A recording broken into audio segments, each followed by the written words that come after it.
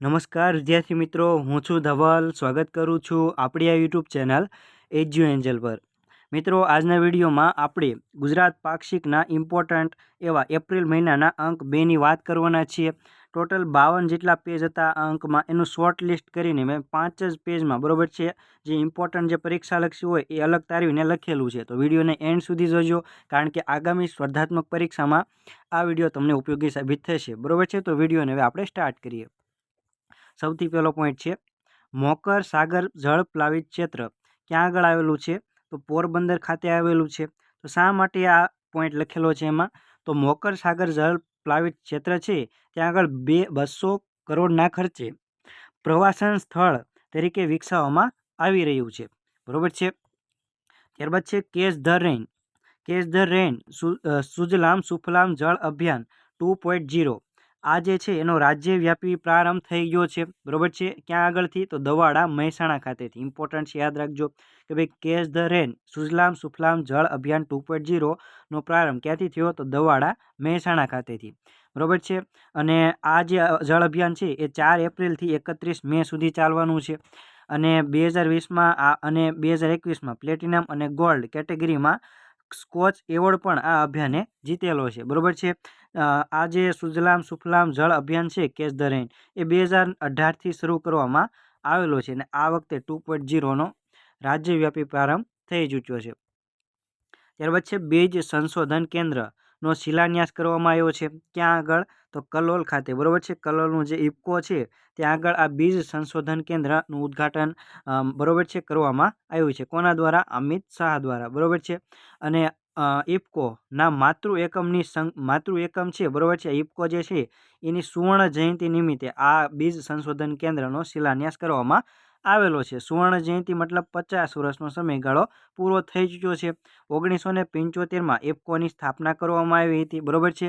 અને આ ઇફકો જે છે એ વિશ્વની સૌથી મોટી સહકારી સંસ્થા છે, બરોબર છે. આના પ્રથમ ચેરમેન કોણ હતા?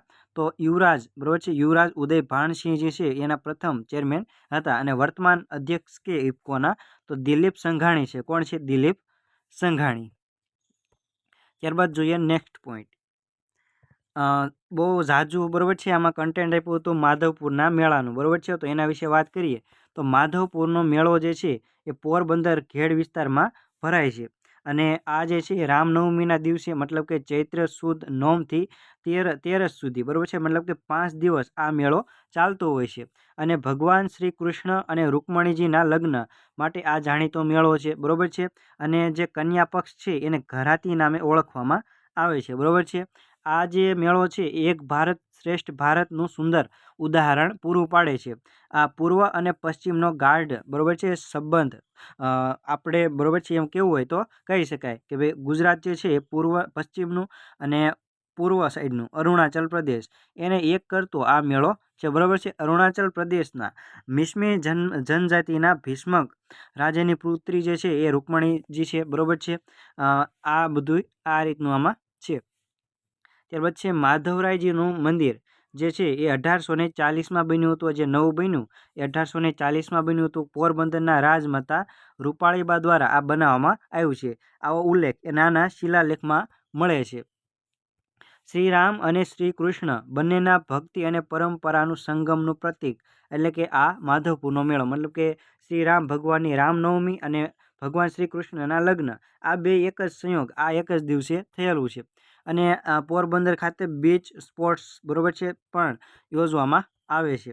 અને આ માધવપુરનો મેળો હતો ત્યારે મુખ્ય અતિથિ તરીકે હાજર રહેલા હતા અલગ અલગ રાજ્યના રાજ્યપાલ, બરોબર છે. કેન્દ્રીય પ્રવાસન મંત્રી હાજર રહ્યા હતા ગજેન્દ્રસિંહ શેખાવત.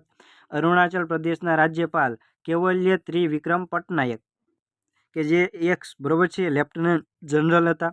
ત્યાર પછી ત્રિપુરાના રાજ્યપાલ જે છે ઇન્દ્રસેન રેડ્ડી નલ્લુ એ પણ હાજર રહ્યા હતા. અને ગુજરાતના રાજ્યપાલ આચાર્ય દેવવ્રત જે છે એ પણ આ માધવપુરના મેળામાં હાજરી આપેલી હતી.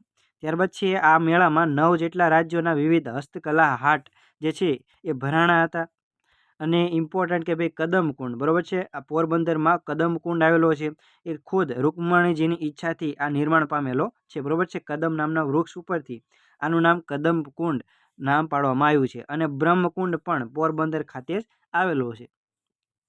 ભગવાન શ્રી કૃષ્ણની જાનના રથ ઋષિતળ વિસ્તારમાં દોડાવવાની પરંપરા પણ આ મેળામાં છે, બરોબર છે. ઋષિતળ વિસ્તાર છે ત્યાં આગળ ભગવાન શ્રી કૃષ્ણના જાનનો રથ દોડાવવાની એક પરંપરા છે. અને આ મેળામાં ફુલેકા યાત્રા પણ કાઢવામાં આવે છે માધવરાય મંદિરથી બ્રહ્મકુંડ સુધીનું. ત્યારબાદ છે ઇમ્પોર્ટન્ટ પોઈન્ટ આગામી પરીક્ષામાં 100% પૂછાય એવો કે ભાઈ દેશનો સૌથી મોટો, બરોબર છે, દેશનો સૌથી મોટો ગીગાવોટ 5.4 ગીગાવોટનો સોલાર સેલ ઉત્પાદન પ્લાન્ટનું ઉદ્ઘાટન તાજેતરમાં કરવામાં આવ્યું છે. ક્યાં આગળ? તો નવસારીના ચીખલી ખાતેથી. ક્યાં આગળ? નવસારીના ચીખલીના દહેગામ ખાતેથી. અને આ જે છે એ સંપૂર્ણ ઓટોમેટેડ અને AI સંચાલિત આ જે છે મેગાવોટ પ્લાન્ટ રહેવાનો છે, બરોબર છે. અને 4,70,000 જેટલા, બરોબર છે, લીટરનું પાણીનું રિસાયકલિંગ પણ કરવામાં આવશે. ત્યારબાદ છે PM સૂર્ય ઘર મફત વીજળી યોજના, બરોબર છે. એના અંતર્ગત 42% જેટલું યોગદાન સાથે પ્રથમ ક્રમાંકે આપણે ગુજરાત રહ્યું છે, બરોબર છે. કેટલા ટકા? 42%નું યોગદાન આપણે PM સૂર્ય ઘર મફત વીજળી યોજનામાં આપેલું છે. ત્યારબાદ છે ભારતનો 500 ગીગાવોટ ગ્રીન એનર્જીનો લક્ષ્યાંક ક્યાં સુધીનો છે? તો વર્ષ 2030 સુધીનો. ત્યારબાદ છે ભારત રિન્યુએબલ એનર્જી ઇક્વિપમેન્ટના ઉત્પાદનમાં વિશ્વનો ત્રીજો સૌથી મોટો ઉત્પાદક દેશ છે, બરોબર છે. બજેટ 2025-26માં ગુજરાતમાં ઇમ્પોર્ટન્ટ એવી જોગવાઈ કરવામાં આવી છે. એમાં ગુજરાત પાક્ષિકમાં એક વસ્તુ ટાંકી હતી કે ભાઈ સોમનાથ દ્વારકા એક્સપ્રેસ વે, બરોબર છે, એ બનવાનો છે. આ ઉપરાંત બજેટમાં નમો શક્તિ એક્સપ્રેસ વે એવા 2 એક્સપ્રેસ વે બનવાના છે, સોમનાથ દ્વારકા એક્સપ્રેસ વે અને નમો શક્તિ એક્સપ્રેસ વે. અને 12 જેટલા નવા હાઈ સ્પીડ કોરિડોર બનવાના છે. નવું એરપોર્ટ પણ વિકસાવવાનું છે, બરોબર છે, દાહોદ ખાતે. આ બધું આપણા ગુજરાતના બજેટ 2025-26માં ઉલ્લેખ છે. ત્યારબાદ છે સદાકાળ ગુજરાત કાર્યક્રમ 2025 ક્યાં યોજાયો છે? તો ભોપાલ મધ્યપ્રદેશ ખાતે યોજાયો છે, બરોબર છે. આ પહેલાં 2024માં બેંગ્લોર કર્ણાટક ખાતે યોજાયો છે, બરોબર છે. ગુજરાતના બિન નિવાસી ગુજરાતી પ્રભાગ દ્વારા આનું દર વર્ષે વિવિધ રાજ્યોમાં આયોજન કરવામાં આવે છે. એના ઉપલક્ષમાં આ વર્ષે ભોપાલના મધ્યપ્રદેશ ખાતે સદાકાળ ગુજરાત કાર્યક્રમનો પ્રારંભ, બરોબર છે, યોજાયો હતો. અને એક પંક્તિ પણ ફેમસ છે આપણા ગુજરાતી સાહિત્યકારની કે ભાઈ જ્યાં જ્યાં વસે એક ગુજરાતી ત્યાં ત્યાં સદાકાળ ગુજરાત. આ અરદેસર ખબરદારની પંક્તિ છે એના, બરોબર છે, એને જ બંધ બેસતો આ કાર્યક્રમ છે સદાકાળ ગુજરાત કાર્યક્રમ. ક્યાં યોજાયો છે? તો ભોપાલ મધ્યપ્રદેશ ખાતે. ત્યારબાદ છે દેશના સૌ પ્રથમ ગિયર્ડ ઇલેક્ટ્રિક મોટર બાઇક પ્લાન્ટનો શુભારંભ ક્યાં આગળ કરવામાં આવ્યો છે? તો ચાંગોદર અમદાવાદ ખાતેથી કરવામાં આવ્યો છે, બરોબર છે. ઇલેક્ટ્રિક મોટર બાઇક પ્લાન્ટનું ઉદ્ઘાટન કરવામાં આવ્યું છે, બરોબર છે. આને લગતું જ આપણે ગુજરાતની EV પોલિસી છે, બરોબર છે, કે જે 2021માં ગુજરાત સરકારે બહાર પાડેલી હતી. ત્યારબાદ છે વિશ્વનો ત્રીજો સૌથી મોટો રિન્યુએબલ ઉર્જા ઉત્પાદક દેશ ભારત બની ગયો છે, બરોબર છે, વર્ષ 2024માં, બરોબર છે. આ 24ના આંકડા છે કે ભાઈ ત્રીજો સૌથી મોટો, બરોબર છે, પુનઃ પ્રાપ્ય ઉર્જા સ્ત્રોત, બરોબર છે, અને ઉત્પાદક દેશ બની ગયો છે ભારત. ત્યારબાદ છે વર્તમાનમાં ભારતની સૂર્ય આધારિત વીજ ઉત્પાદન ક્ષમતા 9 ગીગાવોટથી વધીને 98 ગીગાવોટ સુધી પહોંચી ગઈ છે. ત્યારબાદ છે દેશના સૌથી મોટા સેનેટરી પેડ મેન્યુફેક્ચરિંગ યુનિટનો પ્રારંભ ભૂપેન્દ્રભાઈ પટેલ દ્વારા કરવામાં આવ્યો છે. ક્યાં આગળ? તો બિલિયાળા રાજકોટ ખાતેથી. ક્યાં આગળ? બિલિયાળા રાજકોટ ખાતેથી. અને આ બિલિયાળા રાજકોટ ખાતે જ ભૂપેન્દ્રભાઈ પટેલે મેન્સ્ટ્રુઅલ હાઇજીન અવેરનેસ કેમ્પનું પણ, બરોબર છે, ઉદ્ઘાટન સ્થાપના, બરોબર છે, શરૂઆત કરેલી. ત્યારબાદ છે વિશ્વ નૌકાર મહામંત્ર દિવસ PM મોદી દ્વારા, બરોબર છે, આ જાહેરાત કરી છે. વિશ્વ નૌકાર મહામંત્ર દિવસ, બરોબર છે, ઉજવણી કરવામાં આવી હતી તાજેતરમાં નવી દિલ્હી ખાતે 9 એપ્રિલના રોજ, બરોબર છે.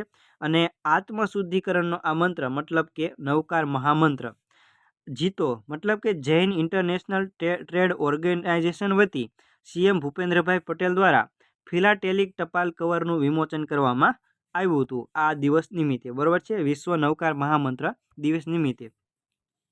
ત્યારબાદ છે આદિશક્તિ રાષ્ટ્રીય મહિલા તીરંદાજી સ્પર્ધા તાજેતરમાં પ્રારંભ કરવામાં આવ્યો છે. ક્યાં આગળ? અંબાજી બનાસકાંઠા ખાતેથી આદિશક્તિ રાષ્ટ્રીય મહિલા તીરંદાજી સ્પર્ધા, બરોબર છે, નો પ્રારંભ કરવામાં આવ્યો હતો. 3 દિવસ યોજાઈ ગયો છે.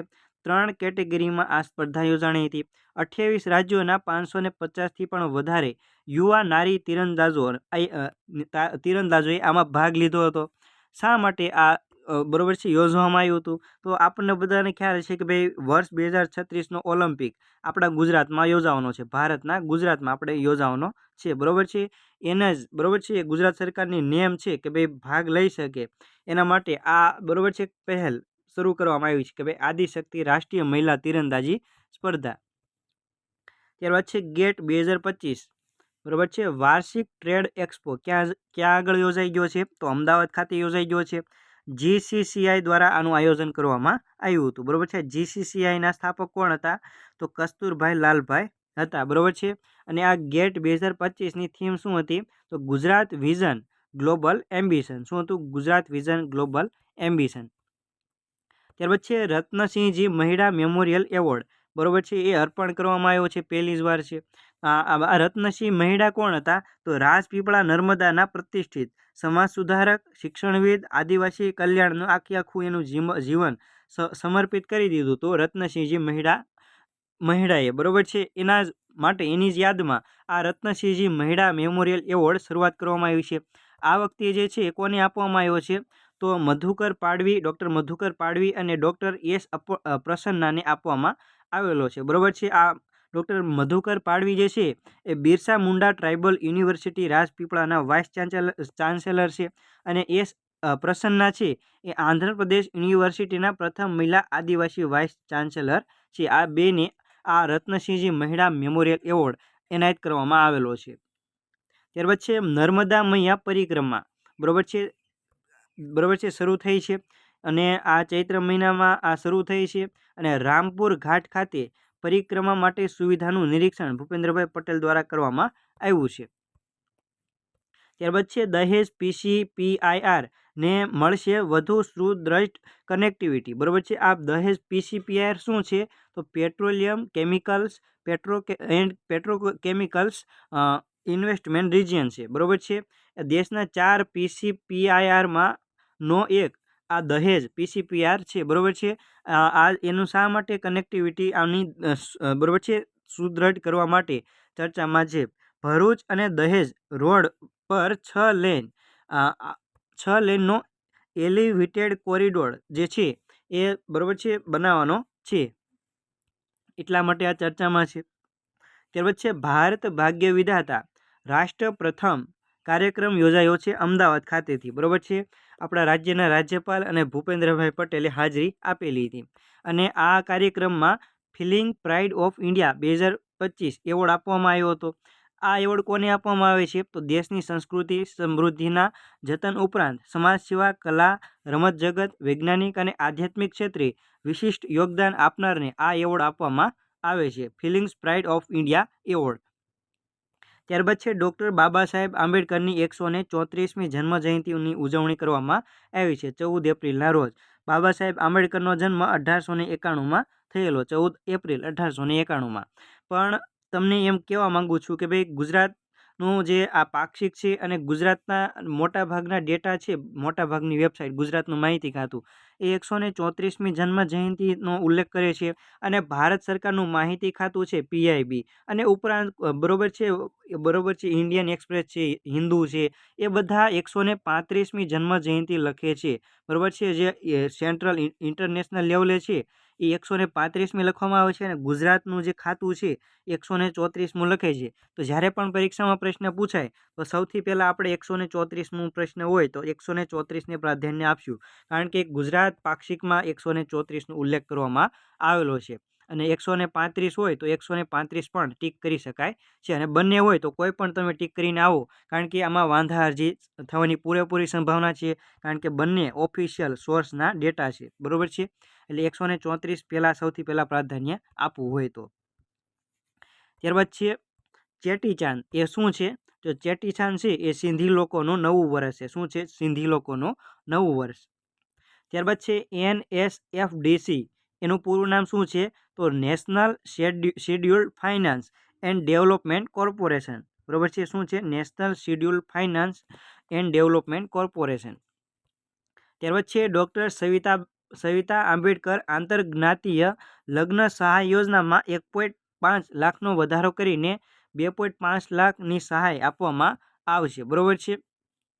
ત્યારબાદ છે ડૉક્ટર બાબા સાહેબ આંબેડકર યોજનામાં સહાય કેટલી આપવામાં આવે છે? તો 1,20,000 રૂપિયા આપવામાં આવે છે। કેટલી? 1,20,000 રૂપિયા।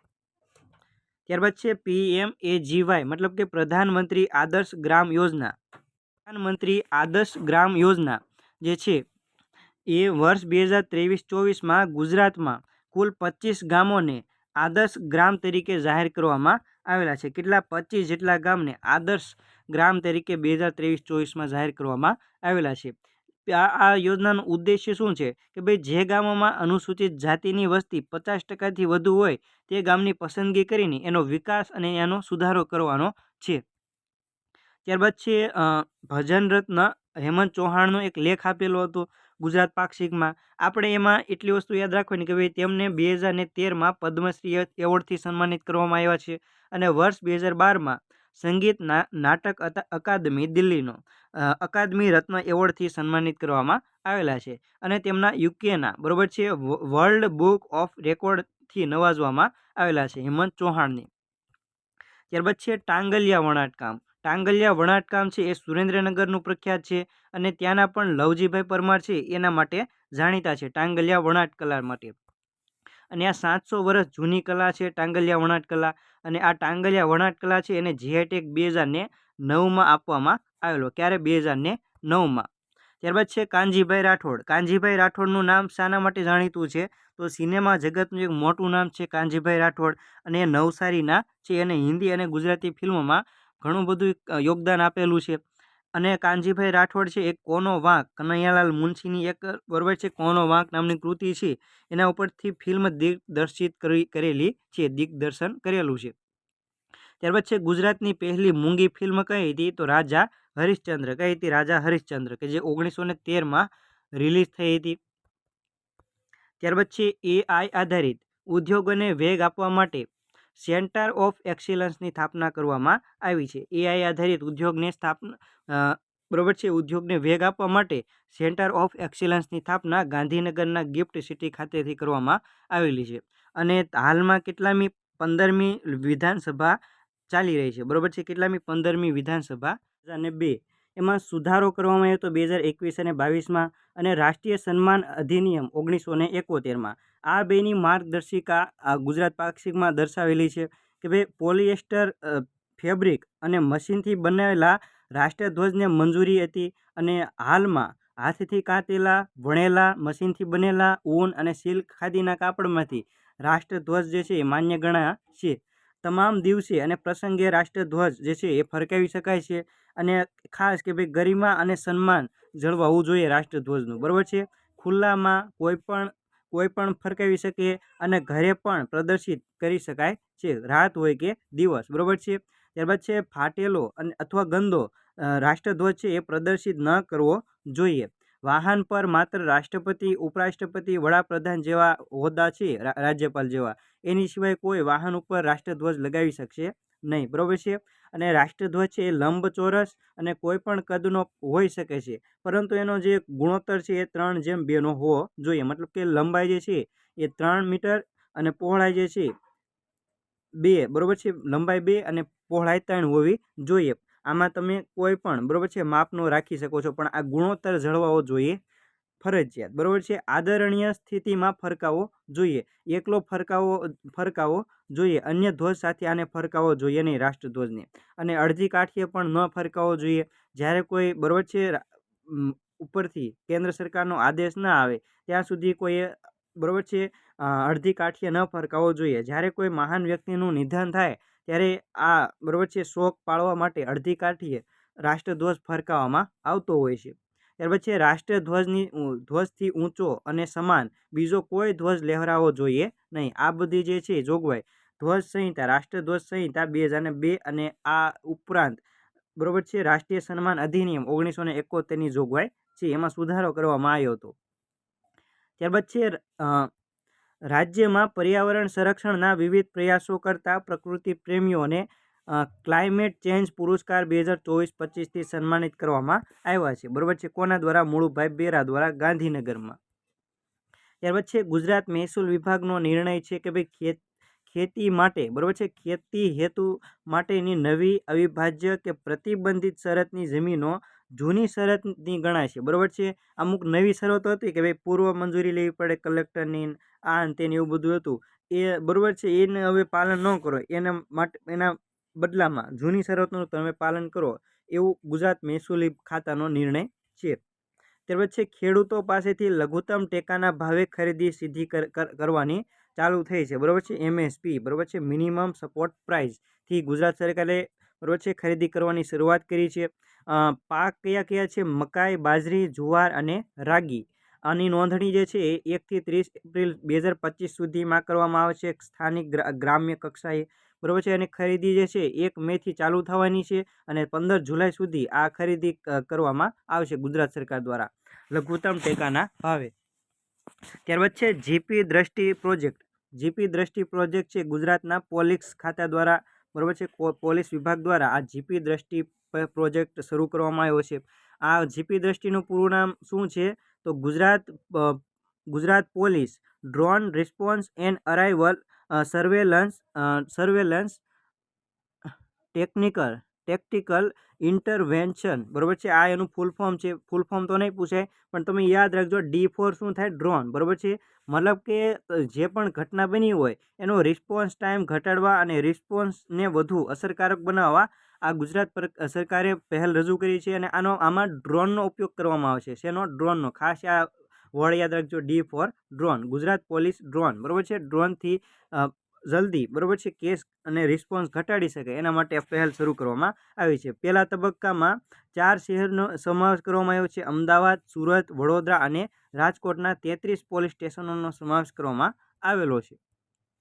ત્યારબાદ છે national cyber crime helpline number શું છે? તો 1930. શું છે? 1930.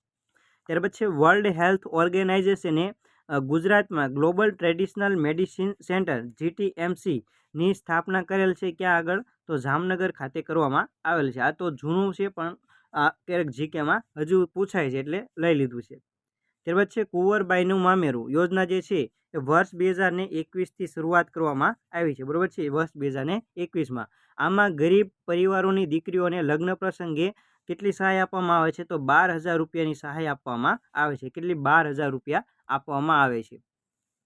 ત્યારબાદ છે સ્ત્રીઓને મત વિસ્તારના વિકાસના કામ માટે, બરાબર છે, પહેલાં એ, બરાબર છે, 1.5 કરોડ ફાળવવામાં આવતા હતા, એમાં 1 કરોડનો વધારો કરવામાં આવ્યો છે અને હાલ કેટલા છે? 2.5 કરોડ જેટલા જે છે એ ફાળવવામાં આવશે. ત્યારબાદ છે ગુજરાત પાક્ષિકમાં અમુક જીકેના પોઈન્ટ આપેલા હતા કે ભાઈ બેરાઇલ છે, બેરાઇલ એ કઈ ધાતુની કાચી ધાતુ છે? તો બેરિયલની છે. ત્યારબાદ છે ખેટક છે, એને શહેરનું જૂનું નામ શું હતું? એ કોનું જૂનું નામ હતું? તો ખેડાનું જૂનું નામ હતું. ત્યારબાદ છે ભક્તિવન જે છે એ સુરેન્દ્રનગરમાં આવેલું છે, ચોટીલા ખાતે. ત્યારબાદ છે કુંભારિયાના જૈન મંદિરો છે એ કોણે બંધાવ્યા હતા? તો વિમલ મંત્રીએ બંધાવેલા હતા. ત્યારબાદ છે રાઠવા આદિવાસીના મુખ્ય દેવતા કોણ હતા? તો પીઠોરા હતા. ત્યાર પછી લઘુરો ઉપનામ કયા સાહિત્યકારનું છે? તો લાભશંકર ઠાકરનું છે. ત્યાર પછી લાંઘણજ એ ક્યાં આવેલું છે? તો મહેસાણા ખાતે આવેલું છે. ત્યાર પછી કૂતરો ભસે છે તો ઊંટ છે શું છે? તો ઊંટ જે છે એ ગાંગરે છે, બરાબર છે. આ સમસંબંધનો પ્રશ્ન છે.